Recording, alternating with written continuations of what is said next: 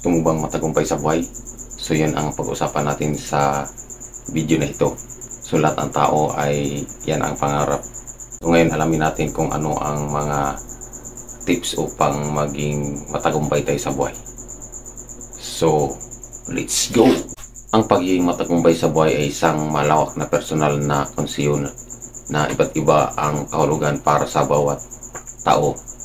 Unit, may ilang mga pangkalatang hakbang na maaari mong subukan upang matulungan kang maging matagumpay sa iyong sariling kahulugan ng buhay. Narito ang ilang mga ito.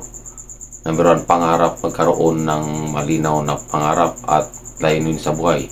Itanong sa iyong sarili kung ano ang tunay na nais mong makamit o maranasan at gumawa ng mga hakbang upang maabot mo ito. Number 2, magpaplano. Gumawa ng ilang mga maayos na plano ng mga hakbang na kailangan mong gawin upang makamit ang iyong mga layunin. Malinaw na mga hakbang ang magbibigay sa iyo ng tuon at direksyon. Number 3, determinasyon. Maging determinado.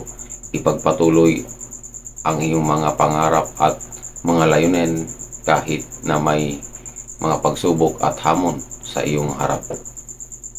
Matibay na determinasyon ang magdala sa iyong mga layunin.